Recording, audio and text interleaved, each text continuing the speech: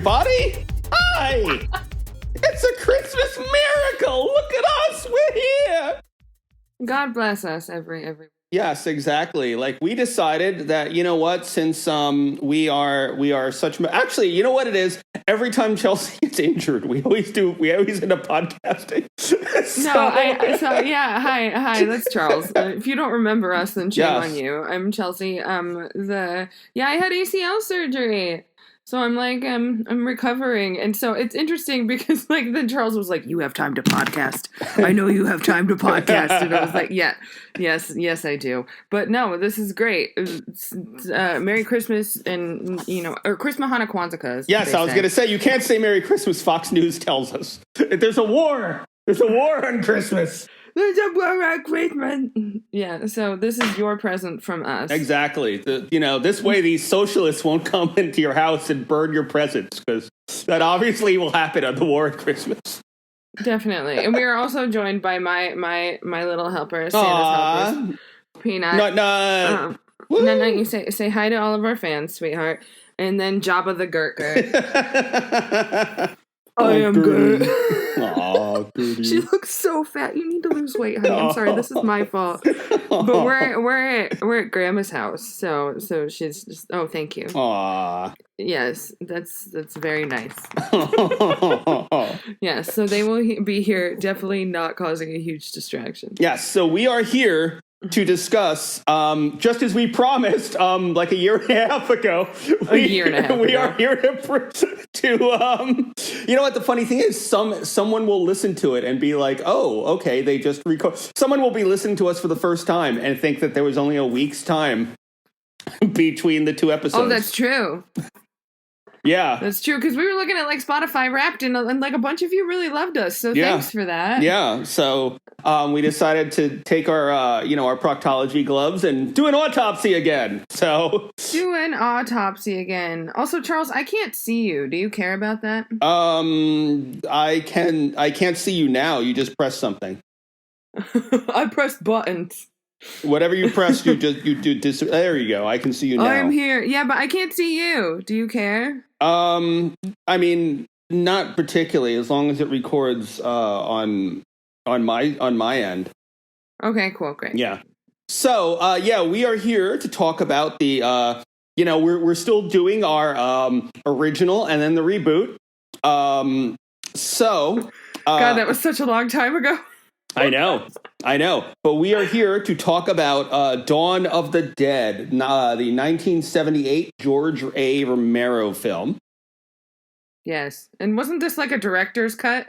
Yes. This is the extended cut. There exists... I'll actually go into that in a little bit, because it's actually very interesting. Because Romero was unable to get funding for the film, which, boy, is that a familiar thing. We know what that's like. Yeah, exactly. So what ended up happening was when it was, because this is obviously a sequel to Night of the Living Dead. And basically in 1974, Judge Romero was invited by his friend Mark Mason of Oxford Development Company to visit the Monroeville Mall, which Mason's company managed. And he showed Romero hidden parts of the mall, during which Romero noticed that basically, you could survive in the mall should an emergency ever occur. And that's what kind of inspired him to write the screenplay. Yeah, I've been thinking about that. And so do you think that this is what what kind of started the whole zombie apocalypse in a mall situation? It's 100% the first movie to do that. Yeah, because now it's everywhere. Because you would think now it's common sense. Zombies go to a mall. In fact, actually, the game Dead Rising, which was the first video game to do it, the makers were actually sued by the producers of Dawn of the Dead, because now it's everywhere. But when that was the third thing to do it, they sued them because they basically were taking the idea from Dawn of the Dead. Wow. Yeah, now everybody does it. It's did something expire? I think it's just because once Dead Rising did it, but they had to just pay royalties. Now, I guess you're allowed to do it as long as you pay the Romero estate or whatever. What about, they had to pay the Romero estate, but what about malls everywhere? Yes, malls everywhere have to pay the Romero estate because there were no malls before this movie. No, I'm saying that Dead Rising has to pay every mall ever. Yes. Everything that ever puts a zombie apocalypse in a mall has to pay every mall. Yes. I love looking at the credits in this, and then we'll get into it. But like, I love looking at the credits in this and being like, mall liaison, mall security, and I was like, this is awesome. I'm imagining some like fucking Paul fucking what's his face mall cop. Paul Blart Mall Cop. That movie's also a classic. Yes. Oh, totally. Can't wait till they remake that. Yes. So what happened was Romero was unable to get funding for the movie, and Dario Argento, who we previously covered in Suspiria, he liked Night of the Living Dead. And so he offered to help them get funding for the film. In exchange for as long as he could do the edit for the international version. Interesting. There's always a stipulation. So the non-English versions of this film are not edited by George Romero. I'll be honest with you. Jeremiah Kipp, who directed Teresa and Allison, he and I used to argue all the time about the Argento cut because I think it's awful. And he actually says he prefers that cut to this cut. I think that I would probably prefer it, having had watched this too. No, because do you know what that version is? That version is let's take all the dialogue out of the film, and let's take all the dialogue out of the film, but let's make the gore scenes like extended. Oh, okay. Yeah. Also, I want their recipe for blood during this time period. I think, because it was just hilarious. Red paint, I think, is what. God. We'll get into that in a little bit. So here's the funny thing: that the makeup in this film was done by Tom Savini, who is a legend in the fucking horror industry. But this was his second film. Oh, God. Did he Alan Smithy himself, or he's like, I'm proud of my learning experience? Well, he's in the movie. He's one of the bikers. Oh, geez, he's the one who's combing his mustache. That's Tom Savini. I figured as soon as you said he was in it, I was like, he's the fucking mustache biker dude. Yes. Because what happened was, like, he had done the makeup for Night of the Living Dead, but then he got drafted. Oh. And he had to go to Vietnam for a whole bunch of years. So when he came back, George Romero obviously gave him the job of this, but I don't think he, like, you see his stuff, like, if you even see his stuff in Day of the Dead, it looks fucking amazing. But I think that, like, maybe at the time he really didn't have the experience to do it right. Yeah. I was like zombie Smurfs. Yeah, no, that was the whole thing. It's the zombie makeup. Even as a kid, like, first time I saw this movie, I thought the makeup was awful. Because I'm like, they just kind of paint everyone blue. Yeah, it was like zombie Smurfs, and also like big thing that, this happens in every zombie movie, but it was kind of, I couldn't get it out of the like forefront of my mind watching this, where I was like, God, you got to be careful picking your outfits every day. Mm-hmm. Because you never know if you could become a zombie, and that's what you're fucking stuck in. Yeah. For forever. Because some of these wardrobe choices were prime. So good. Well, that's the thing. Well, hell, I mean, if you watch Night of the Living Dead, one of the zombies in that one is naked. So It's just someone who just, I guess, was in bed or something and is now a zombie and is going to be wandering around naked forever. Like, I wonder. 60s. Because it was the 60s. Like, they probably go and be naked. Okay. But yeah, like, so, I mean, I don't know. It's actually been kind of a thing. Like, you have like people who would, when they would be asked to be zombies and stuff, would be like, oh, can I be like a majorette or something? And the answer is yes. Yes, exactly. It's pretty much whatever. The one person I wondered about is, why is that zombie wearing a cape? What the fuck was he?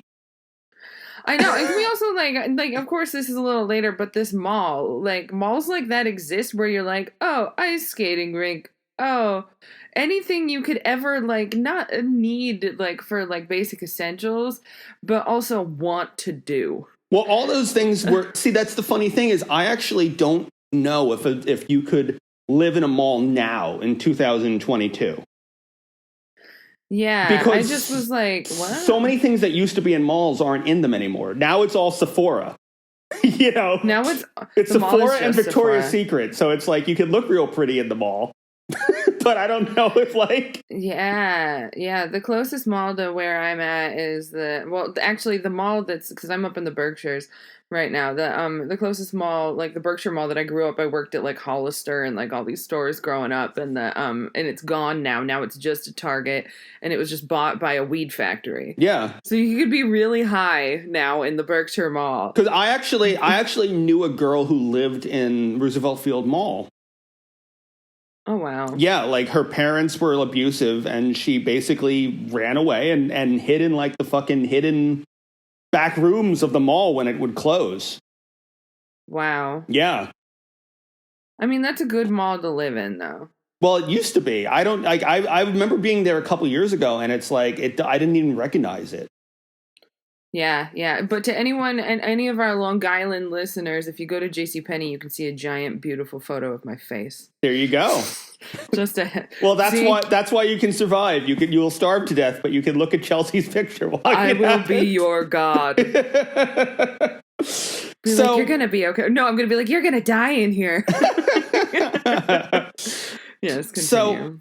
So basically, Argento invited Romero to Rome so he would have a change of scenery while writing the screenplay. And Romero was able to secure the availability of the Monroe Mall as well as additional financing through his connections with the mall's owners. And once casting was completed, principal photography began in November 13th, 1977. Now, here's the big thing. What happens in a mall in November, in late November? Black Friday. Well, not only that, but fucking Christmas decorations and shit. Oh, yeah. So what they would do is they would shoot every night from 11 p.m. to 7 a.m. Ew. Yeah, when the mall closed. And then when December arrived, the production, they didn't want the crew to remove and replace the Christmas decorations every night because they realized that would take hours. So filming was shut down for the last 3 weeks of the year to avoid possible continuity difficulties. Jesus. Yeah.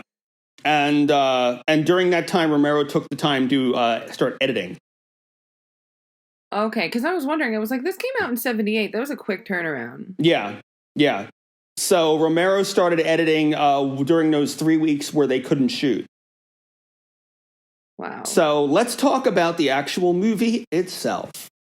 Nah. So we start with some sexy brownish red wall carpeting. I was just like, this could be one of four things. Diglett, like the Pokemon. It could be like some weird venereal disease. It could be stew or like a chili. Maybe it's a shag carpet, but I don't know. Why is this exist? Okay, thank God it's a shag carpet. That was a thing in the 70s, was carpeting your walls. Yeah, that makes sense. It actually sounds great. I'm like leaning against this really cold like wood paneling. Yeah, and just imagine if it had carpeting against it. That'd be nice. I'll be asleep though. Yeah, well. So, and then as we zoom out, we find out they're in a TV studio for WGON TV. And it's a lot of people freaking out over the dead rising, which, obviously people would be. Yes, I wrote calamity, chaos, and crew flying the coop. Oh my! I actually like the concept of this scene. Yeah. I mean, you can see like the stakes are high. The acting is good. It goes on for far too long. That's it. Do you know the station manager was George Romero, giving himself a cameo? That's brilliant. No, I didn't know. And his assistant he's yelling at was his future wife, actually. That's horrible. Yeah. So everyone's freaking out, and then we meet Franny, who we don't know her name until about halfway through the movie. I'm like, girl, blonde girl, TV girl, woman. No, she's a woman, Chelsea. Keep writing woman. News reporter. There you go. And then we meet her. Her name is Franny, yes. Yeah, and then we meet her boyfriend. Steven, who, once again, you don't really know his name until they're pretty much at the mall. Yeah. And also, I just, I find him insufferable, which is hilarious. Yeah. He's like, very, like, nerdy, but not, like, in a cool, like, I play Dungeons and Dragons way. Like, in, like, a, I don't know how to do anything, but I'm really confident in myself way. Yes, it's like, look at me in a leather jacket. He's hiding something. Yeah, it was bomber jacket. His like flight, Yes. He's apparently like a he's apparently a like a helicopter reporter. Which yes, I don't know. Helicopter reporter. Yeah, do they even still have those? I mean, I think so, but I think what they do is, like, if you're watching David Muir, like, if they need to, they'll put one of their, like, news anchors up in a helicopter. Okay. But I haven't seen that in God knows how long, but I'm sure that it is. No, Charles, those are called storm trackers. I'm sorry to disparage the oppressed minority known as storm trackers. No, I'm just talking about, like, people who chase tornadoes. I don't fucking know shit about fuck. I don't know shit about fuck. By the way, they're making, on a side note, they're making a sequel to Twister, right? Yeah, I heard but that. But it's called Twisters, which makes no sense because there were multiple hurricanes in Twister. Aliens made sense because there was only one alien in Alien, and now there's multiple in Aliens. But there were already multiple Twisters in Twister. So calling it Twisters is stupid. Yeah, that's really stupid. But you know what? Maybe it's a franchise that'll work because I'll tell you something. It was either last night or the night before. I was hobbling in to the living room on my crutches, and my mother's boyfriend Errol was watching a making of docu series online about Sharknado. So you never know. Like, it was like the director's talking about how we didn't want this actor because of this, and they thought it was not gonna work, but like, and they're like talking about how they were picking the perfect cast and crew for the Sharknado franchise, and I'm like, they have an on-cable docuseries that my 81-year-old stepfather is watching. Also, they cast Ian Zurich and fucking Tara Reid. And they're talking about that they have to get the perfect cast. And then later on, they brought in fucking Ann Coulter. I know. I know. I've never seen any of that, but I was like, also because I'm catching up on television and computer work because I can't walk, and and I was like scrolling through shit the other day, and I saw that there's a movie out now that's called Santa Shark, and it's just about a shark who kills people who has a Santa hat stuck on his fin. And I'm like, I think I need to watch it. Oh, Lord. Well, you enjoy watching that on your own. I will not be participating in that particular one. Yes. So anyway, Steven in his bomber jacket has a chopper that's filled with sharks. Yes. I was back to the movie. I was going to say that you can tell it's the 70s because they're smoking in the control room. I know. You know what I was realizing that was bad too is that the other day, just like, because I have my Juul in my hand all the time, like a separate appendage. I'm really glad I don't smoke cigarettes anymore, but I was in a Five Below, just like puffing away, and they were like, "Excuse me," and I didn't even realize. What's a Five Below? Who's that? Five Below? It's like a department store where everything's $5 and under. They actually just opened one in the city, like that's on 5th Avenue and like 47th Street or something like that recently. I was like, they're selling things for under $5 on 5th Avenue? This is crazy. No, it's really great. You would really love it. I mean, I've been to stores like that. I've just never heard that particular corporate branding. They have a whole anime section, and like a Nickelodeon, and they have, it's basically like what FYE used to be, okay, but without the music. Yeah. So let's get back to the movie. Nah. So we have a doctor who's suggesting burning the dead, but obviously people aren't receptive to the idea, which, you know, that makes sense. Here's and Philly is under martial law at this point. Is that where they are? Yeah, they're in Philadelphia at the beginning of the film. Copy. And we find out that citizens may no longer occupy private residences, and they're being moved to central areas of the city. Bodies of the dead must be given to the National Guard, which I don't get because it seems the dead rise pretty fucking quickly now. And that they're everywhere. Yeah, and Steven's telling his girlfriend they have to leave at 9 p.m. And get on this chopper, baby. Yeah, because the emergency networks are taking over. Our responsibility is finished, says the really aloof assistant director dude. Yeah, no, he was... I just was like, he's gonna murder everyone. Like, I don't trust this man whatsoever. Our responsibility is finished. Our responsibility is finished. Like, yeah, that was ominous as fuck. Yeah, well, that's the side movie, I guess, is everyone is still in the building getting hunted down by that guy. Who's like, TV news is dead. You know? It's just how he was like, he reminded me of like Gene Wilder and like the Chocolate Factory shit, where he just like zooms out and it's just like everything is spinning and I'm like, ah! Yeah, there's no earthly way of knowing. Yes, like it was that moment. You know, like I just imagine camera 3 is like, hello? Hello? What are you talking about? You know? Is it raining or is it blow? No, dude, just tell me what fucking angle to use. You know? Like, is a hurricane blowing? So Sharknado is all knowing. Yeah, so we cut to a building being raided by a SWAT team. Yeah, and they're just blowing innocent people's heads off. Yes, well, we'll get to that in a minute. So someone named Martinez is holed up there. And now we meet racist cop. I never got his name. Yeah, no, that was bad. Also, if you were to take a shot every time someone said the word bastard in this film, you would not remember anything past the first 20 minutes of the movie. That was like the overall word. It really was. It got used like fucking 20 times or something. Yeah. So it did. Yeah, and then badly acted racist cop who, like, the guy was trying really hard to play a racist to the point where I wondered if he's just dubbed over because he was... I've met racists in real life. I'm fucking mixed. I've been around racism my whole fucking life. Real racists don't talk the way this guy did. Yeah. It was just bad. Yeah. You know, there were like the hints of racism, like even throughout. I was just like, this is bad. This is the 70s, Chelsea. Yeah. It's the 70s. Yeah. I mean, in fairness, I mean... You know, if you were doing like a scene, that's the interesting thing. Like, we'll talk about next week the remake of Dawn of the Dead, which is, you know, very different in a lot of ways. But it's like, if you were to remake this film, like not shot for shot, but like beat by beat, but done in a modern way, you could still have the racist cops.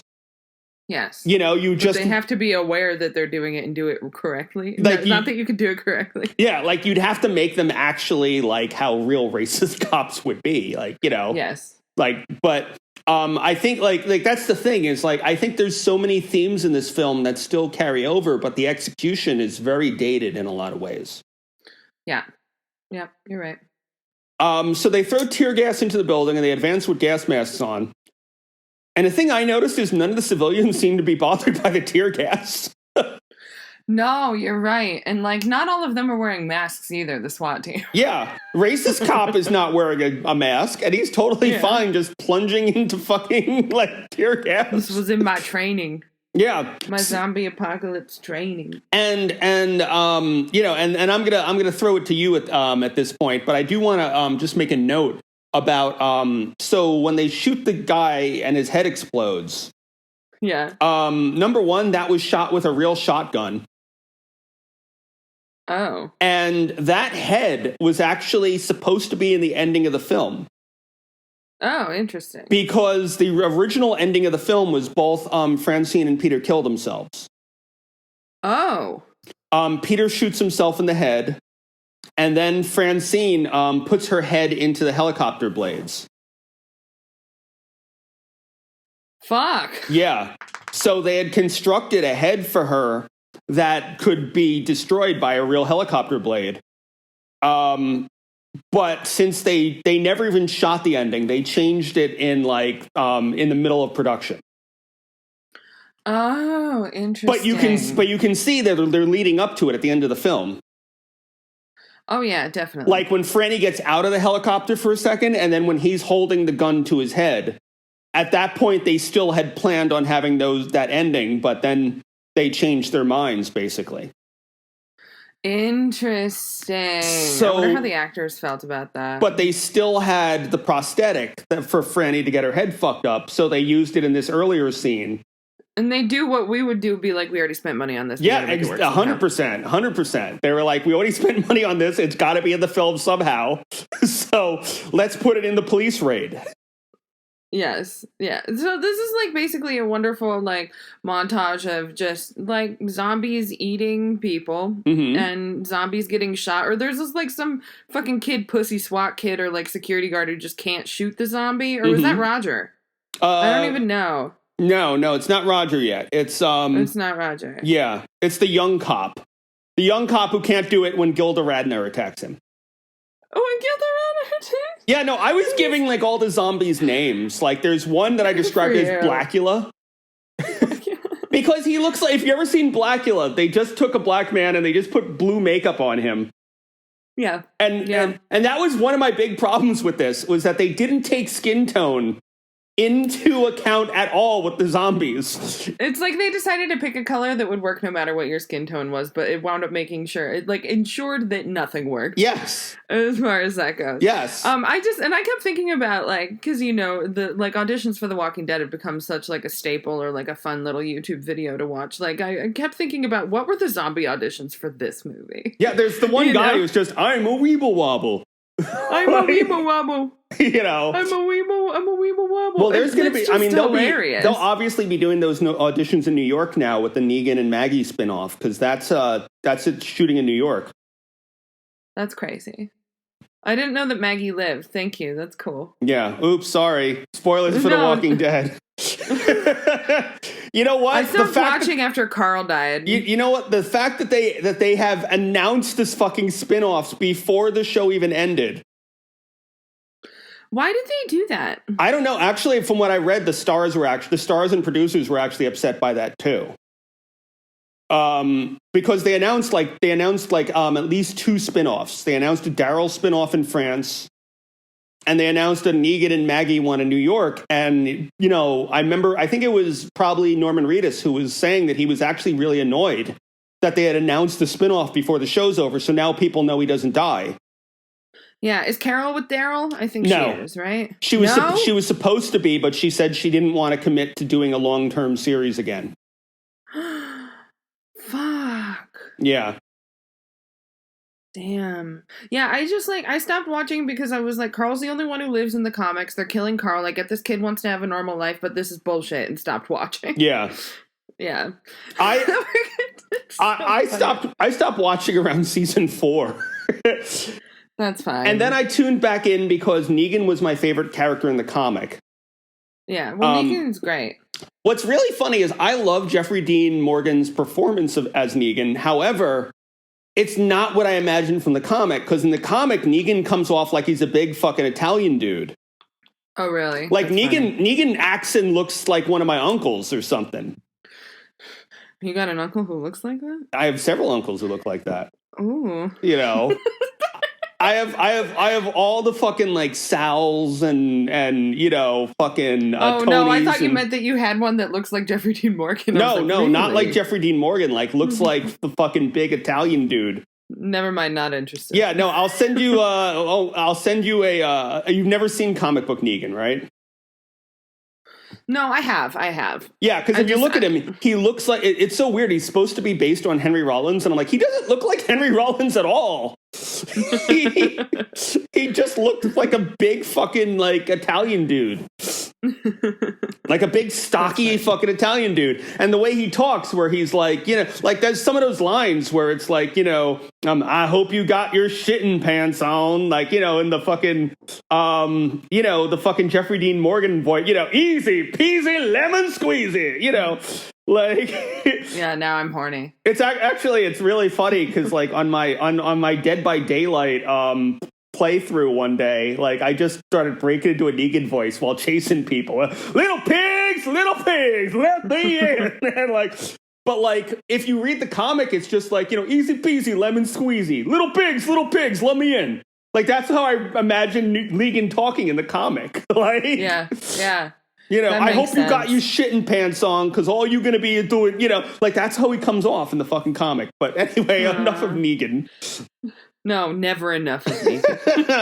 Charles, you are wrong. But yeah, like that's the thing. Like I like the woman who like I'm looking at my thing and I'm like, Gilda Radner attacks young cop, Blackula enters the room. That's so funny. My notes are very like it's like I wrote cops versus zombies. There's a priest. That's way ahead of it. Some kid pussy can't shoot a zombie. There's lots of murder. And I wrote the husband bites his wife. Yeah, there was a zombie that just looked like someone put pizza on his head. Oh god! Someone just put pizza on his head. like he just took the cheese. We're never gonna get through this. He just took the cheese. I just put it on his head. That's probably what they actually did. And the funniest thing is, like I said, we're making fun of the makeup so much. Fucking Tom Savini is probably the fucking pinnacle of makeup now. Mm-hmm. But, I feel we are pointing out how you can get better with time and hard work. Time and hard work, Tom Savini. Because, even like I said, the next movie in the Dead series he made, it had improved so much the makeup he did. I just was like, people talk about how this movie is just like the end all be all, no zombie movie will ever compare, and I'm like, because it's Smurfs. That's the only thing that makes sense. I will tell you an unpopular opinion. I actually have always thought Day of the Dead was a better film than Dawn of the Dead. Really? Yeah. But you don't like the remake, and that's why we're doing this one. Yeah, the remake of Day of the Dead is fucking awful. I like both versions of Dawn of the Dead. Okay. Because here's the thing I'll say is people think that I'm like, oh my god, he hates Dawn of the Dead. How is he in horror? I actually really like Dawn of the Dead. I just think the first 20 minutes have aged so incredibly poorly. Yeah. Yeah, you're right. So we have cops versus zombies. And wait, no, I'm skipping ahead again, Chelsea. No, you can say cops versus zombies pretty much throughout. Yes, this whole sequence is cops versus zombies. Yes. And I wrote it in all caps. God, I'm hilarious. There's a standoff between a masked man and some kid. Never mind, they're cool. That's what I wrote. Yeah, well, that's when Ken Foray meets who plays Peter. That's when he meets Roger. Yes. Roger, whose name I also didn't know for a long time. Yeah, so it's like you think that, it's so early on. And what I really liked about the start of this movie is that it started in the height of everything. Even though everything just broke out, it seemed that things escalated so quickly and so poorly that we're already at the brim of this horrible zombie apocalypse. So it's not like you're seeing on the news one person's been bitten, kind of like how COVID started when it came over here. Yeah. They were like, there are 3 cases. Yes. Now everyone's dead. But so I liked how it started in the middle of that, where you could see just when Pete and Roger are meeting that humans are already turning against each other. Yeah. That was kind of cool. And they're like, no, here, have some of my cigarette. Because if you remember, he was actually going to shoot him because he was part of racist cops unit. Yeah, which makes sense. I love Peter. Peter's MVP, but I never fully trusted him. I never I just was like, you got something up your sleeve, or you're just smarter than everyone else. It turned out to be the latter. Yeah. Although I will tell you, and we'll get into it later. Okay. Yeah. Fair. Once they get to the mall, we'll get into it. Yes. So we have a priest, and the priest, only has one leg. Oh yes, he wants to find his sister. Something about apartment 107. He is going to give them their last rites. Yeah, people have been basically putting all their dead into that room. Yes, into that room. So I called that place the homeless zombie blood orgy. Yes. So because they think that there's some semblance of them still in there and all that jazz. Yeah. And all that jazz. Zombie foot grab shotgun combo. Yeah. Ketchup everywhere. The army's a boot. Well, they already said that was the National Guard. Yes. It's the National Guard. It's true. I'm so sorry. I offended all the Nat Guard people. Yeah. So or vice versa. And at a certain point we have, is this when Peter says when there's no more room in hell, the dead will walk the earth? I think that happens later. Okay. Yeah. Spoiler, Charles. Jeez. I think if you're listening to us, you already know this movie. We just gave away the fucking ending. Oh yeah, shit, we did. Yeah. Oh no. This is when he says people keep them there because they still believe there's respect in dying. That's what he says then. Yeah. So we're at this helicopter and I'm like, is Roger? I immediately was like, I don't like Roger. Yeah. I don't know. I was like, is Roger gonna die? That'd be great if they killed him right now. No, he's not dead. Yeah. So this is my other big thing that like is a common theme throughout this movie, where there's just randomly there's a top of malls and random places have like helicopter gasoline just randomly everywhere, and helipads, they're just everywhere. Where I was like, what? That's not real. But they need to fuel up the helicopter. So they're... I was going to say, I will go into that, because that was there's a scene later on where I was like, wait a minute, you can just fuel a helicopter at a gas station? So... Yeah, and I don't even know. I mean, this is something that I don't even know. So please feel free to tell us if any of you know. Like, did it even take the same sort of fuel as a fucking... airplane? No. I don't think so. Because that was the thing, is I was like, wait a minute, like you can just go to this we're totally skipping ahead like fucking 30 minutes into the movie. Oh well. But let's just say that they're trying to refuel and a bunch of cops come by, and one of those cops is played by Joe Pilato, who was a makeup assistant, who also plays the main kind of antagonist in Day of the Dead. In what? And antagonist in what? In Day of the Dead.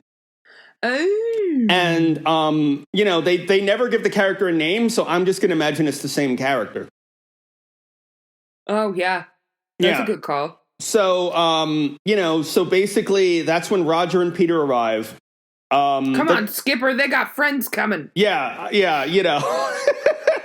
Boy, is that the most 1970s line you ever could write in something. That made me so happy. What I love, but like seriously, like how many movies from the 70s have you seen where you could have put that line in there and it would still work? Every single one. And yet, once you get to the 80s, it no longer works because no one would do that. But like in the 70s, it's like, I could totally buy that just this random dude, his nickname is Skipper. Yeah, no, totally. They're like big Gilligan's Island fans or something. So he's just, come on, Skipper, like they got friends coming. They got friends coming. And then we have so can we talk about this cop who's wearing a vest, like this poofer vest? Like these cop outfits are terrible. They're so bad. This fucking, I'm like, they let cops dress like that? It's so bad. I was like, okay. You know what also just occurred to me, by the way, is if they had, and this actually just ties into The Walking Dead. If they had made this today, there would be 4 spin-offs coming from this fucking movie. Oh, definitely. There would be a whole series about those cops in the boat. There'd be like what happens at the news station once they leave. There'd be all these spin-offs that would come out of this. The bikers that come later. Yeah, the bikers would have their own fucking movie that ends with them going to the mall. The ones I want to see are I want to see leading up to the zombie apocalypse of is Hare Krishna zombie. The Hare Krishna is, oh my god. Why? So there's this dude who really wants a cigarette. This whole podcast is just a joke. But that would be the premise of the spinoff, is him trying to get cigarettes the whole movie. And then at the very end, when he finally gets to smoke, that's when he dies. Oh yeah, totally. So I wrote, there's a news lady hugs Steve. Peter is the blonde guy's friend. Idiot guy wants to make it to any island. And he wants a cigarette so bad. That's what I wrote. Oh, man. So they're going to they want to get to any island. This guy was like tweaking on something. Like, I think that he wanted a cigarette in order to come down from whatever he was on. I mean, come on. They're fucking cops in the zombie apocalypse. Let's really think about this. In the zombie apocalypse, you don't think that there's going to be a shit ton of cops going to the fucking evidence room? It's true. And just loading up on all the coke or whatever other fucking drugs they want to fucking do. Like, Yep. I mean, that sounds really fun, actually. yeah, I was gonna say that's totally. I would be like, oh my god, what cool shit do we have in here? What's in here? They stopped letting me in here. Yeah, it's not like there's gonna be a fucking court trial with the fucking zombies attacking. So all this shit is mine now. You know. Yeah. So we see them flying over, over Pennsylvania.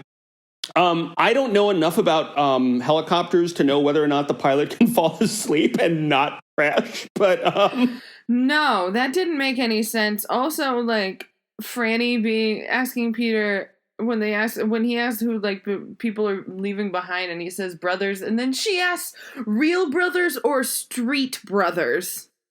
That's definitely. I was like, what the fuck? That's definitely a sign that this was made in the 70s. And he's not mad about it at all. He's like, both. So it's really depressing. So we see the military. Yeah, we see the military convoys and the zombies and cops and stuff. And what's interesting is this is kind of like what you see is kind of, you've seen Night of the Living Dead, right? Mm-hmm. The black and white one, have you? Yes, I have. Yeah, so I kind of figure that like these little like groups of rednecks and shit were like probably the same ones that killed the lead of Night of the Living Dead. So to me, it kind of like those two movies take place at the same time. Yeah, that's cool. So, but also I looked at the scene and I'm like, how much do you want to bet this was just going to the local people in the town and being like, hey, do you want to be in a movie? Do you want to be in a movie? And I love them being like, the rednecks probably enjoy this shit. Which it seems like they really do. Mm-hmm. And I love that they're just like randomly shooting a car and then like shooting at zombies on a hill. Mm-hmm. And there's some like zombie pilot. So there's like this random like parking lot for helicopter fuel. But they're running low because people must have gotten there first. And yeah, it seems like, because we get to know that like biker gang later, that it's just a universal gasoline. Yeah, well, because I wrote here, I'm like, can you refuel a helicopter at a gas station? I don't think so. Yeah. I don't know. I've been in a helicopter a couple of times. I don't know how they fuel it. I don't know. Clearly we haven't done our research. But that's hilarious. So we also see a zombie with a Frankenstein head, purposely so they can do the propeller effect. Yes. So they did the propeller effect, which good for them. Yeah. I was like, nice. That was awesome. Yeah. We also had the zombie kids who are clearly not child actors. You don't think they were child actors? I just thought they were bad at their job. No, I just thought they were just someone's random kids that they let be in the movie. Because if you look at their actions, they're just kind of like bouncy, having fun. They're not even trying to pretend to be zombies. Yeah, no, you're right. So I imagine that they were literally just someone. And also that scene is edited really, really like tight cuts. Yes, in order to like probably get around the fact that they were terrible on camera. Yeah. So those kids are like 40 now, and they're going to listen to this podcast and be like, "You're bastards! You bastards! Have a shot." Yes, exactly. Go fuel your helicopter at the local Sunoco. Yeah, so they're going to avoid major cities. Yeah, they're going to avoid major cities. Also, here's where we have the first time that Steven shoots like a moron. Yes, he's really bad at like everything. Except flying a helicopter. No, apparently he's really bad at flying a helicopter because he fucking sleeps on the helicopter. Or he's so good he can literally fly it in his sleep. It's just embarrassing. Also, like, if you're a helicopter news anchor, you're not flying the helicopter while you're on air. Like, Like, that doesn't make any sense. Well, I mean, you know, that would be... Can you imagine the audio if you were just like the one flying it at the same time? Oh, I know, especially if you're live. Oh my god. So, oh my god. They're going to avoid big cities, and they also talk about how if they run into cops, Peter says we're thieves and we're bad guys. And of course, she points out they don't even have food or water or even a radio, and I'm like, wait, what? You like flew off without any supplies? What? So you didn't even go in your refrigerator and just fucking pull the shit you had at home? Yeah, that's just dumb. They do that twice. Like, Jesus. So they see the Monroeville Mall, and they land on the roof. They check it out. And there's a helipad. Yeah, as most malls have.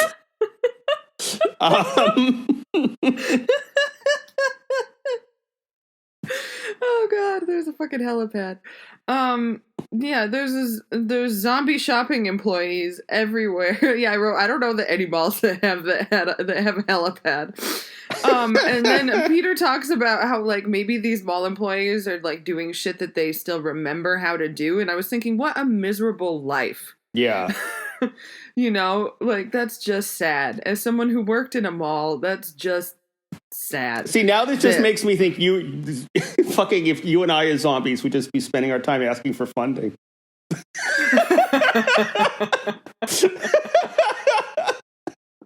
They're doing what they remember. It's like, you know, what a traumatic after death too. Please, yeah. Alms for the poor. I make movies. You know. So there's like these weird boxes. I don't remember what was in them. They were supposed to be like rations. Oh, okay. And then Franny gets really excited over a can of Spam. Well, she's making fun of the Spam, and then Roger asks if she brought a can opener, which, once again, you didn't even bring a fucking can opener? Holy shit.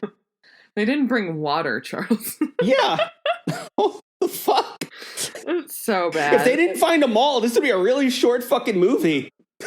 Yeah. Like, so, and you know, this is perfect that we're doing this around Christmas time, because this mall is having their after Christmas sale. Mm-hmm. So that's very exciting. So 'tis the season, new favorite Christmas movie, like fuck Die Hard. Here we go.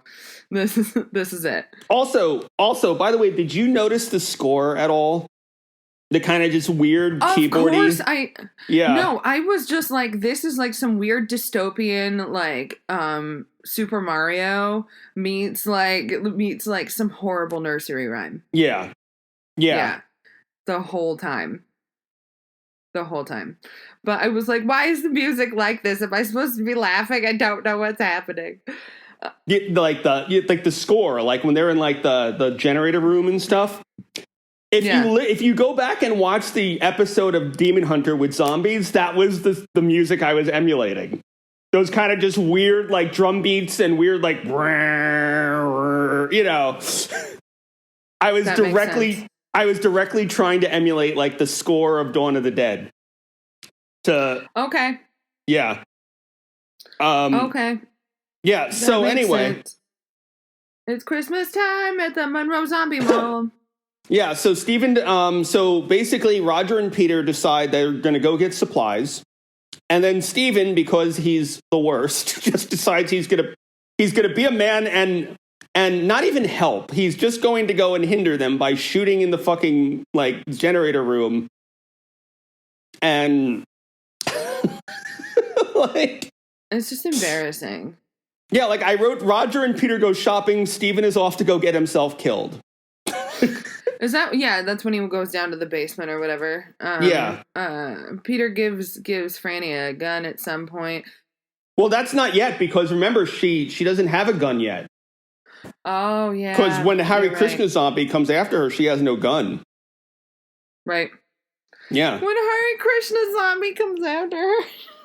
Yeah.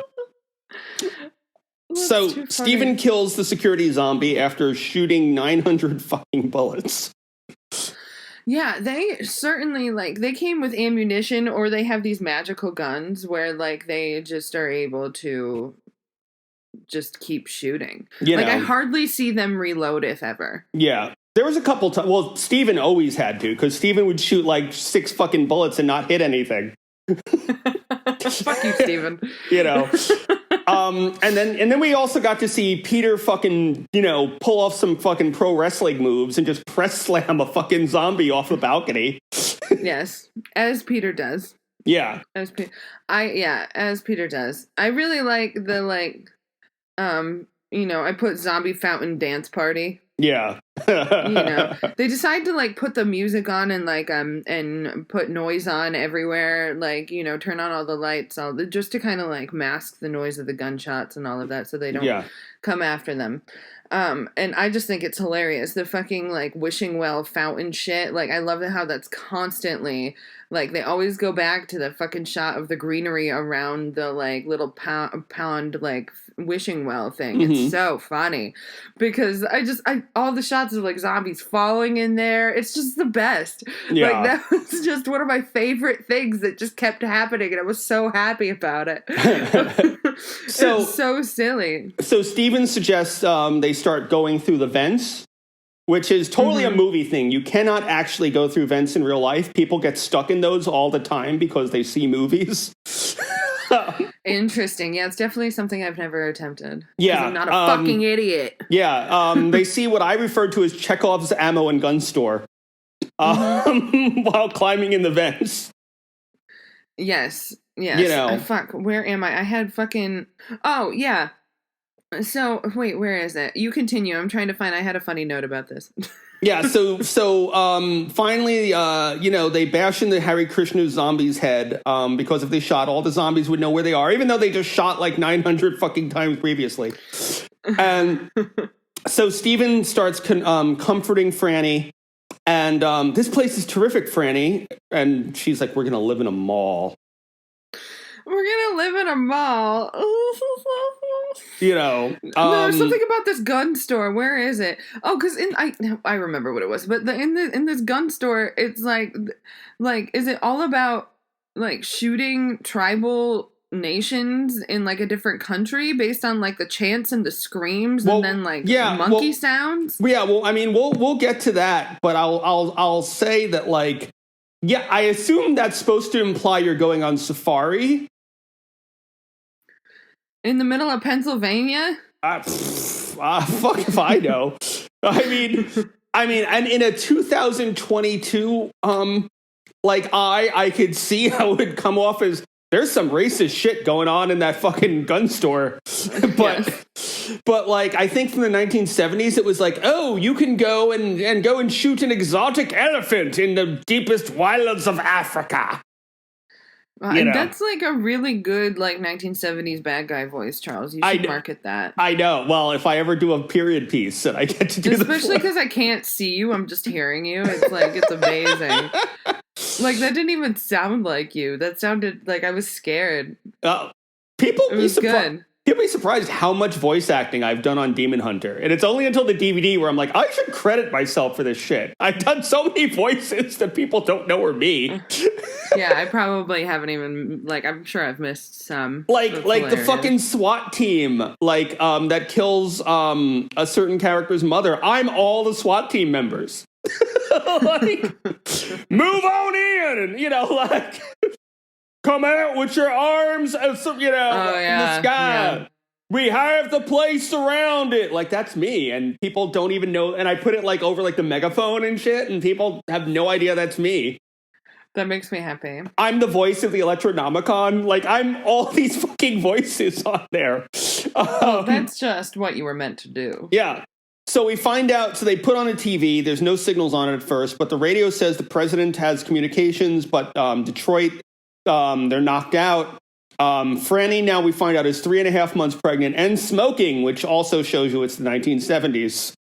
Yeah, she's pregnant, she's smoking, she has a glass of wine, and later on, it's hilarious. Yeah, and then Peter, of course, offers his free abortion services. You gonna abort it? I know how. I was Peter. Yeah, okay, Peter. So what happened? Yeah, go ahead. And because that's the thing, Roe versus Wade had happened fucking 5 years previous to this, so abortion was legal. So Peter knowing how to do free abortions is kind of creepy. No, that's so creepy. You're right. I didn't put two and two together. That's why I don't trust him. It makes more sense if he had been able to do that before 1973. That makes sense. Yeah. But after fucking 73, it's like, wait a minute, Peter. You know? Excuse me, Peter. Yeah, why do you know how to do a service that only medical doctors should know how to do at this point in history? You know? So, Franny does not want to live in the mall. She's very adamant about not living in the mall. Yeah. But I'm like, why not? So we get eye patch scientist. They said his name, but I don't remember it. I wrote it down, but I think that I'm gonna Dr. Millard. Does that sound right? Yeah. So maybe. I don't know. I don't remember what it is. They're talking about cannibalism. But yeah. What's also interesting is apparently the zombies have not gotten to Atlanta at this point. Yeah, that is interesting. Yeah, which is especially because Day of the Dead is in Florida. And so by the time that movie happens, Florida is just a wasteland. Yeah. But I guess it kind of started like up north and then moved down or something. But like, yeah. So I guess that like, nope, that's going way ahead, Chelsea. No, ma'am, don't do that. No, sorry, not. That's what I say to say no to my dogs. My dogs are just like, what do we do? We're just sleeping. So Francine, yeah. Well, you were gonna say? Oh, no. But this eye patch doctor wants to find a workable vaccine. That's like something that's on the table. So like a zombie vaccine. I don't think we ever get back to that. But I'm like, no, that's not going to work, buddy. Yeah. Go ahead. I'll be honest with you. I absolutely hate movies that have a cure for zombieism. Because there are some movies that do, and it always makes me fucking hate your movie. You could have the greatest zombie movie in the world. If there's a fucking cure for goddamn death, yeah. Like, fuck you. Fuck you. Yeah. So at a certain point, this is when Francine wants to learn how to shoot a gun, which is a smart thing, and she also wants to learn how to shoot the helicopter. She wants to learn how to fly the helicopter. You know what's funny is I don't think Steven would be able to shoot the helicopter. He'd miss. He's such a bad shot. Yeah. But the thing that I kept thinking of is I would not want to be in a place where there's 3 dudes and 1 woman who are going to live out the rest of your fucking lives in this place. Yeah, that makes sense. And that 1 woman is with 1 guy. Yeah. I mean, I think after a while that dynamic would really break down, even if this shit didn't happen. Well, the woman could have a girl. Chelsea, you're so morbid. I mean, yeah, but how many years would you have to wait for her to be a viable, like... It depends on how terrible of a person you are, doesn't it, Charles? Well, thankfully, she's not in the mall with the singer The Lost Prophets, so... Oh, God, Jesus Christ. But you know what I'm saying? Like, I think that, like, that would definitely be... In fact, actually, that's the thing for Day of the Dead. When you listen to the commentary, I think it's George Romero... Or it might even be, I don't know, it might even been somebody else, but they brought up the fact that, like, there's all these military guys stuck in a fucking military base, and the only woman is the one scientist there, and all these guys are, like, fucking, getting really violent and fucking rowdy, and someone said what they should have done was ask prostitutes if they wanted to be in the bunker. Yeah. Because if you think about it, if the zombie apocalypse is happening and it's like you can be a sex worker to these guys and you will be protected and fed, or you can be out here and get eaten. Yeah, you're right. They should have done that 100%. Yeah, because otherwise you just have all these fucking aggressive fucking, guys who think they're alpha males with a bunch of guns, and eventually shit's going to go real bad. Yeah. If there's no way for them to fucking let all that aggression out except through violence. Yeah. Yeah, I was thinking about it. I was like, Franny's going to have to sleep with all of them. But that's the thing is I think eventually that would probably end up happening. Yeah. Definitely. So, we see them using trucks to block off the zombies. And then the beginning of the intro song to the introduction of the Gorillaz album Demon Days starts playing. And is that where they took that from? Yeah, so I was like, I've always wondered, because I knew it was taken from some movie, the beginning, and I was like, where did they take that from? And it's from this movie. Oh. Yeah. I'll check out I've never heard that song. Liana was a big Gorillaz fan, but I've never heard that song. It's the intro to Demon Days, so I think that came out in like 2010, so I've been like listening to that album for my adulthood. Yeah. And I was like, I screamed and my mother thought that I hurt my knee. Because I got so excited. I was like, it's the Gorilla song in the zombie movie. Yeah, so that's what's playing and it makes me happy. And then I wrote Zombies a Boot. Again. So they go outside to put trucks to block off the zombies from coming into the mall. Mm-hmm. Roger, here's where I'm like, I think Roger may be mentally ill. Definitely. No matter the circumstances, just fucked up. yeah. And also at a certain point, I wrote, Roger goes back for his bag. That bag better have food, water, and cocaine in it to go back for it in the middle of fucking zombies.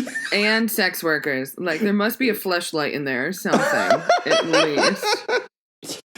And then Roger gets bitten several times. Because he's careless. So now's when they go into the into Chekhov's gun and ammo store, and it's just bad. And you get that the only person who could ever miss with this gun is the sucker with the bread to buy it, And they're like, ha ha ha ha. So interesting thing. I had a band member who was a Marine sniper, and. Maybe I'm getting this wrong, but she told me sniper rifles are only supposed to be used after 300 yards. I don't know. I mean, that would make sense, because they make guns for a closer range. Yeah, because she was saying that, because she saw something in a movie where someone did something like this, where they shot a zombie they shot someone with a sniper rifle from 20 feet away, and she's like, you can't do that. She's like, from 20 feet away, you're supposed to just use your eyes. Yeah.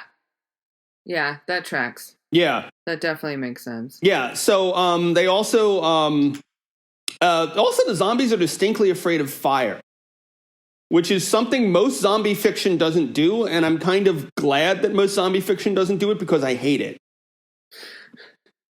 Because I hate it. Yeah, because Steven at one point has, what is it? This can of gasoline, and he's just and I looked away for a second, I was like, where the fuck did he get that? Also, are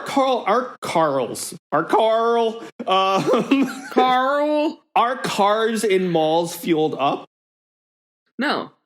I mean, they have to be, to bring them in there, yes. But I think that they'd siphon the gas at some point. Okay, because I was wondering that. I'm like, can you actually, drive a fucking car in the mall? Let's say yes. Stop questioning things, Charles. All right. So, and maybe in the 70s, maybe. Here's where I wrote, why is one of the zombies wearing a cape? Did zombies kill Gandalf? Did zombies kill Gandalf? Oh God, that's good shit. They put up a fake wall after they have a shiny zombie-free mall. And I do kind of love, even though Roger is annoying, I do kind of love Roger in the wheelbarrow. I know, they just strap him in this fucking wheelbarrow. At this point, do they know he's been bitten? They do, right? They know he's been bitten. They know he's going to turn, but they said it takes about 3 days for you to turn. Well, they're just being nice. I would have just shot him in the head. Yeah. But Roger's dialogue changes to a dying boy in a 1960s Disney movie at this point. Yeah, watching him go through his last day of life, he's just like this little kid in a fucking candy shop. We whipped him good, didn't we? We whipped him. We whipped him so good. And now we got it all. We got it all, didn't we, Peter? And and Peter's like, yes. And yeah, buddy, so we did. Yeah. And so, Peter and Franny's been injecting him with morphine, so he doesn't feel pain. Yes. Yeah. So Peter and Steven's body disposal service you know, they put the zombies in with the meat, which I would avoid eating. Yeah. I would avoid eating any of that fucking meat if it was me. But no, I was like, there's no way this is the only freezer. You know, if you were smart and you have this zombie-free now mall, you have the time to put the zombies in one freezer and then take, like, I saw like several cartons of fresh tomatoes. Like take the tomatoes and put everything else somewhere else. You know, like. Idiots, you just like spoiled all of your food supply. Yeah, because I'm like, you can't eat anything that you just put in a room full of the rotting fucking like multiple rotting humans. I don't care if it's frozen or not. I'm not eating anything that comes from there. Yeah, totally. No, so, I was like, this is bullshit. So they take a bunch of cash from the bank because you never know. I love them posing with the camera, the security camera. Yeah. And then they play a lot of 1978 arcade games. Yeah, and that's just hilarious. And meanwhile, outside the mall, it's basically just another Black Friday. Jesus. You know, and here's where we hear from Peter's, I think it was his uncle or something, who said when there's no more, Peter's dad, he was a voodoo priest in Trinidad. And he said, when there's no more room in hell, the dead will walk the earth. Which is hilarious because I have legit heard people think that's a Bible quote. Oh, is it not? No, it's not a Bible quote at all. That's hilarious. That's hilarious because I definitely thought it was a Bible quote and I've read the Bible. Yeah, no, that is not a Bible quote at any point at all. That's hilarious. So, excuse me, here's where, the old Yeller scene, basically. Old Yeller. Where Stephen and Francine leave Roger with Peter. Yes. And Roger looks like shit. Yeah. And you'll take care of me when I go, Pete. I don't want to be walking around like that. Don't tell you till you know I'm coming back. I'm going to try to not come back. I'm going to try. And I'm like, you can't avoid this. In fairness, though. This is just going to happen. In fairness, though, I imagine if I knew I was in the same situation, I would probably at least try not to. Yeah. I feel that most people would at least, if they were, for as long as their conscience would try. And in fact, when he comes back from the dead, it looks like he's conscious for the first few seconds. Yeah. Because he kind of looks around like, oh shit, oh shit. And then he kind of becomes the mindless zombie. Yes. So I always do like that moment because it kind of shows that like there's little bits of them still there. Yeah, that's cute. That was well thought out. You go, Romero. So meanwhile, on the TV, the guy is basically suggesting dropping bombs in every major city because the zombies will not run out of food while we're still alive. Right. And then they have a nice dinner all dressed up with Peter having made the food, which once again, from a 2022 perspective, it has a different connotation than from the 70s. Because from 22, you look like, why is the black guy serving the food? Yeah. I like that, like, during this, Steven's just like, here's a ring. And she's like, no. That reminded me, that totally reminded me of something someone we know would have done, but I won't say. Fair. And then I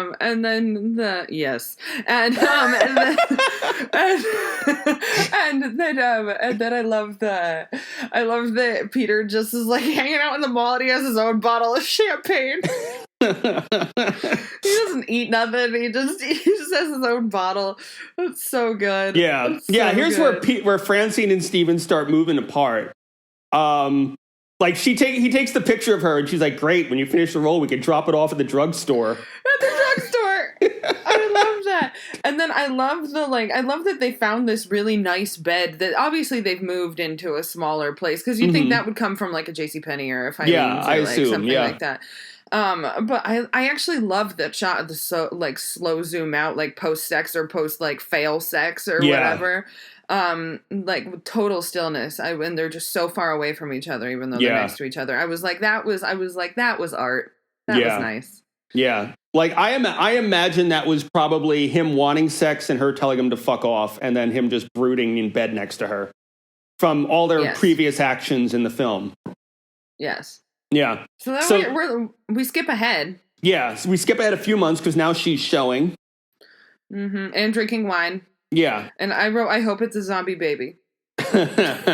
So we see them playing poker with $100 bills. Steven's trying to get the TV to work, but there hasn't been a broadcast in 3 days. Yeah. They start really fucking being the snippy couple. Franny says, what have we done to ourselves? Yeah. And that's when she kind of like, let's stop fighting with each other. Yeah. And he teaches her how to fly the helicopter. They're a lot happier. And then she Tom, learned real quick. Yeah, and then Tom Savini, and I'm sure flying a helicopter, you can probably learn in an afternoon. It's not like they have courses that last months or anything. Yes. So now we see Tom Savini and some looters who see the helicopter. And the line, as I said, I could 100% imagine me saying in the zombie apocalypse, we don't like people who don't share. You just fucked up real bad. I love that he's also like that the other guy's like he's combing his mustache. Tom Savini, we already said that. But yeah, we don't like you just fucked up real bad. And then they're like, oh, there are 3 of us. There's so many of them.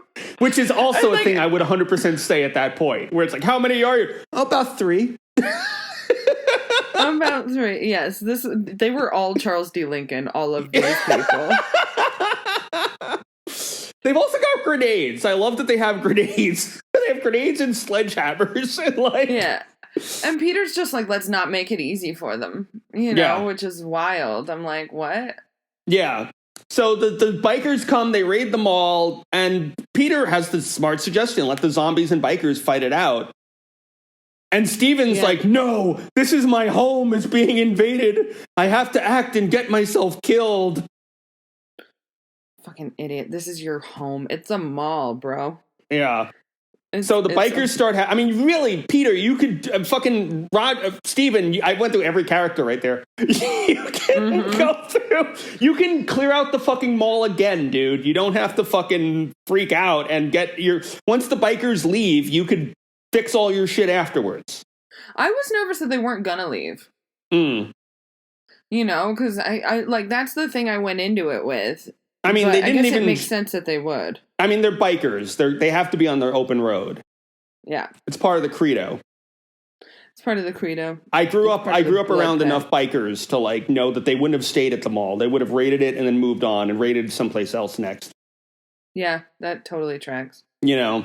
I love the shot though of the bikers taking the button down shirt and tie and then they put it back. Oh yeah. That was great. So Steven, being an idiot, starts opening fire on the bikers. Yeah, Steven's just an idiot. Yeah, and Peter is like, what the fuck is wrong with you, man? Like... Steven doesn't listen to anything that Peter says. Yeah. And like, I just wrote, they have really bad communication issues. Yeah, yeah. And so now Tom Savini's attacking, Tom Savini's attacking a zombie with a machete. More and more zombies come in after we had the pie fight, which... honestly, I will be honest. I think the pie fight went on a little too long. It was a little too long. A lot of this went on a little too long. We're like, we get it. You don't give a fuck and you think this is a game. That's fine. Yeah. I also love that towards the end of this, they don't care about their dead. Yeah. You know, like the bikers are just like, eh. Yeah. Well, see you, buddy. So, Peter now is a lot of bikers. They start smashing TVs. Peter has a lot of bikers out to kill him. And Steven turns off the generator. Now the zombies are starting to fill the place. Steven's on top of the elevator, but he gets shot in the arm by the bikers. Yes. I'll tell you, I love the shot of the bikers swinging like a pirate with the sledgehammer from the top floor. I'm sure you loved that. From the flags from the second story. Yes, I love that. I love that so much. No, we're having a bad connection. I can still hear you. Yeah. Okay, good. Yeah, so now the leader of the bikers is kind of like, okay, let's get the fuck out of here, man. There's so many fucking zombies. And meanwhile, Sombrero Biker, who had his blood pressure being checked, is determined now, even though zombies are filling the place, to still get his blood pressure checked. Yeah, it was just the Sombrero, man. Sombrero Biker. I love it. It's so silly. It's so silly. And I just like, can we also talk about like this stupid fucking kid like the really horrible actor. So it's just chaos. This other guy says, "Let's get the hell out of here." Then he just shoots the machine gun at random, and he's a horrible actor. And even as he's dying, like even as he's getting swarmed by zombies on the way out, it's just because he gets shot, and then it's just and falls off the bike, and he's just a horrible actor as the zombies get him. Yes, it's just bad. Yeah. It's so bad. So at this point, Steven gets bitten. Steven gets bitten by zombies. I wrote Francine reminds us she's in the movie. Yes, because they kind of forgot about her for like 25 minutes in the movie. No, it's true. It's true. I'm still here, guys. Peter hears the final shot Steven managed to make, and he runs back to Francine, realizing it's too late. Steven manages to cleanse the elevator of zombies while he's bleeding profusely, and then the elevator closes on him. So we see zombies eating a lot of meat, 2 zombies fighting over an arm. Peter's been listening to radio for hours, waiting for Steven. Francine doesn't want to wait anymore, and then we hear the gonk. Dun-dun-dun-dun, dun-dun-dun-dun, dun-dun-dun-dun-dun-dun-dun, which is the most iconic piece of 1970s horror music, I think. It certainly, yes, it definitely is. It's been used in so many fucking things. It's like, Robot Chicken used to use it at the end of their episodes. Like, I didn't know that. Yeah. So zombie Steven comes out of the elevator. The other zombies are kind of bummed out. And by the way, the foot thing that Steven's doing, the actor was actually able to do that. Yeah, I was watching that and I was like, how? I think maybe he had broken his ankle or something and he was just able, or he was ambidextrous or something, but that was a thing the actor was just legit able to do. Yeah, that was crazy. I was like, how? Like, I can feel my bones breaking just thinking about it. Yeah, so zombie Steven, who looks a lot like Iggy Pop, remembers that the path is up through the fake wall, so enough zombies attack it so it comes down. So they broke into their safe space up in the vents. So there's no safe space anymore. Peter wants to wait to put Steven out of his misery. He tells Francine to leave without him, and Peter decides he's going to die there. Which I'm like, you're going to let her go alone, pregnant, without any supplies. Like, he's just telling her to get out, and I'm like, you're a bad friend. Like, that's just... Like what? Don't do that. You're just gonna let her go. Where the fuck is she supposed to go? Yeah. Well, that's the ending. The original ending is then Peter shoots himself and then she puts her head into the helicopter blade. Interestingly, not only does she put her head into the helicopter blade, but then the credits roll as the zombies eat her body. Oh, cool. And then you see the blade start slowing down as the credits are finished. And it ends with the blade stopping to show that they didn't even have enough fuel to get very far anyway. Oh. That's cool. Yeah, I did write. I was like, okay, so apparently they have enough fuel to go somewhere. Yeah, that was kind of ignored in the change of endings, really. Yeah. I'm like, so not only does this mall roof have a helipad, but they also have gasoline on a roof. Yeah, well, remember, Roger even said at one point that we still need to find a way to refuel. Yeah. So they never refueled, actually. Yeah, she winds up, like, dying soon after, let's see. so they fly away to an uncertain future, which also would be a spinoff, I'm sure. Yeah, totally. So, and that is the original Dawn of the Dead. So...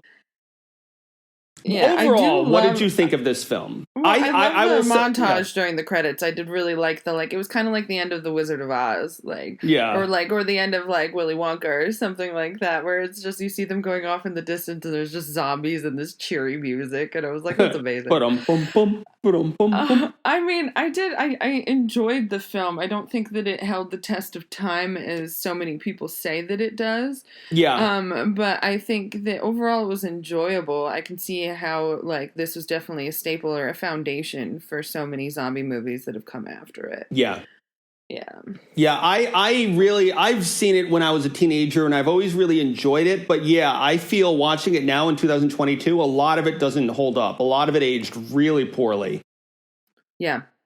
I'm excited to watch the other one. Yeah, so that is Zack Snyder's Dawn of the Dead. I think it was his first feature. He was previously. I've seen it before, but it's been a long time. Yeah. So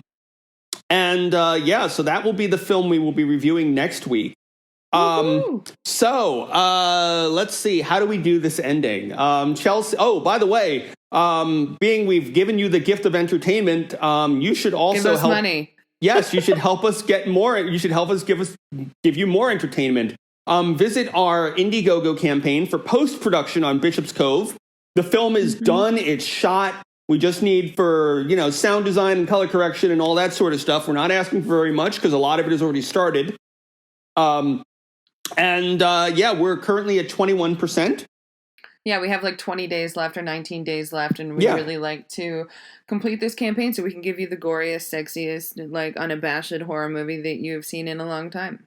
Yeah, so igg.me/at/Bishop's Cove post. One word. Yes, please give us money because we will give you scary movie. Yes, and we have all sorts of cool perks. You can get you can get faces, you can get breasts, you can get all sorts of things. We're like Kentucky Fried Chicken. We are like, oh God. Yes. In fairness, I know you don't eat meat, so you're unaware that you can't actually get faces at Kentucky Fried Chicken. Yikes. Terrifying. So and if you have any questions for us, you want to give us suggestions on what to cover, or you're like have questions about perks, you can reach us. I mean, CL Squared is everywhere. We are everywhere. We are under your bed. We are the singularity. We are the singularity. Or you could hit up Charles or I. You can find me on Instagram at Chelsea.LeSage. Yeah. So I think that's the next part where we tell how people can find us. Yes. So Instagram was Chelsea.LeSage, you said. I am Charles.D.Lincoln. And you can find us together at CL Squared Productions on Instagram, Facebook, and we have an email too. YouTube. Fuck. God, it's been so long. Yeah. But thank you guys. Give us money. We give you entertainment. Yeah. igg.me/at. You have to put the https:// igg.me/at/Bishop's Cove post. Woohoo! We're putting up a preview, which should already be up, of one of the scenes. We might have some more previews as the week goes on. And you can check out all the fucked up, horrible stuff that we have for you. Yes. We love you all very much. Thank you for joining us once again, and we'll see you next week. Yeah, we'll see you next week with Zack Snyder's version of Dawn of the Dead. Carl! All right, easy peasy lemon squeezy, since we're quoting The Walking Dead. All right, everybody. We are The Walking Dead. We'll see you next week. Bye. Bye.